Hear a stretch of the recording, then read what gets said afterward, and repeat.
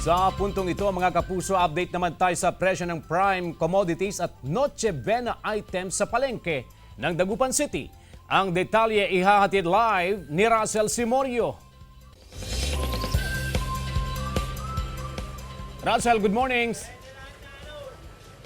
Good morning CJ at good morning sa ating mga kapuso. Happy Monday mga kapuso, at para sa mga nanay na nagbabalak po na pumunta sa mga palengke ngayong araw, silipin na natin ang presyuhan ng mga pangunahing produkto. Pero bago niyan, patuloy ang pagtaas ng presyo ng bigas sa Malimgas Public Market. Sabi ng mga rice retailers, halos lingguhan na itong pagtaas ng presyo ng bigas. Nasa 45 hanggang 47 pesos ang pinakamurang bigas na mabibili ngayon.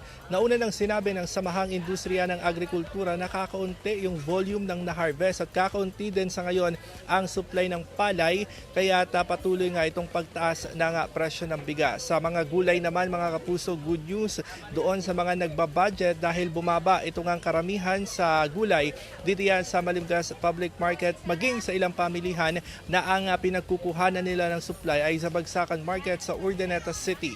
Silipin natin ang presyuhan ng gulay. Nasa 100 pesos ang kada kilo ng talong, nasa 40 pesos ang kada kilo ng kamatis, nasa 60 pesos ang kada kilo ng okra, 80 pesos ang kada kilo ng ampalaya, nasa 25 pesos ang petchay, ang patatas nasa 120 pesos ang kada kilo, nasa 20 pesos ang kada kilo ng sayote, nasa 70 hanggang 80 pesos ang kada kilo ng broccoli, habang mga puso nasa 80 pesos per kilo ang Baguio beans. At mataas din o nananatiling mataas naman ang presyuhan ng karne. Silipin natin ang presyuhan ng karne ng manok.